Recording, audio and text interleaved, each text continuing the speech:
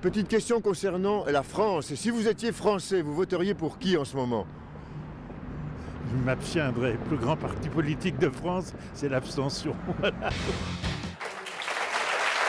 Alors que la gauche de la gauche fait un raz-de-marée dans le sud de l'Europe, en France, et pas très loin d'ici, c'est la droite de la droite qui fait tanguer le Parti socialiste au pouvoir. Dans le Doubs, la candidate du Front National, Sophie Montel, est arrivée en tête dimanche dernier. En jeu, une place à l'Assemblée nationale. Le second tour, c'est demain. Notre équipe a traversé le Jura. Et aujourd'hui, on va en France, de l'autre côté de la frontière. C'est là-bas, en Franche-Comté, dans la 4e circonscription du Doubs, que la bataille fait rage. Et cette bataille, elle va désigner demain un ou une nouvelle députée à l'Assemblée nationale. Il s'agit de repourvoir le siège du socialiste Pierre Moscovici, parti à Bruxelles pour devenir commissaire européen. Cette petite circonscription compte environ 67 000 votants. Ici, pas de grande ville, un paysage plutôt rural, un héritage industriel et ouvrier et un vote traditionnel plutôt à gauche. Mais cette fois, le siège socialiste de Pierre Moscovici pourrait bien leur échapper. Et cette fois, ceux qui viennent titiller les socialistes, c'est pas l'UMP de Sarkozy, mais c'est l'extrême droite, enfin, la droite de la droite.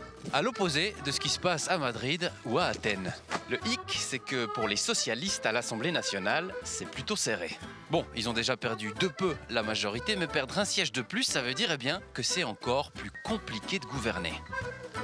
Ceux qui sont en train de tout bousculer et qui comptent bien changer l'histoire doubienne, ce sont les militants du Front National et leur QG, c'est ici.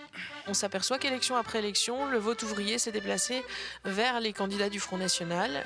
C'est une réalité puisque les ouvriers se sont aperçus que le Parti Socialiste ou le Parti Communiste d'ailleurs soutenait cette politique ultralibérale imposée par Bruxelles et mise en place par les gouvernements d'ailleurs, qu'ils soient de droite ou de gauche. La prise de position première de Nicolas Sarkozy, c'était tout sauf le Front National. Donc ça en dit long. Nous, ça valide parfaitement la thèse de l'UMPS.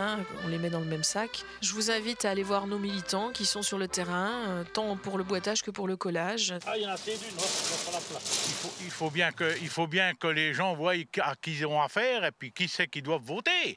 Ils connaissent quand même un peu pas mal Sophie Montel avec tout ce qu'ils reçoivent dans les boîtes aux lettres et tout, mais il faut quand même de l'affichage pour essayer un peu d'insister le maximum.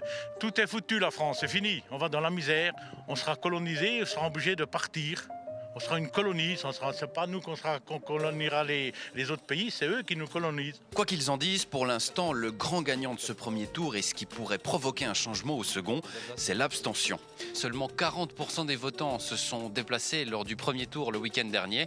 Et en fait, en France, si tu veux tout changer, le mieux, c'est de pas bouger.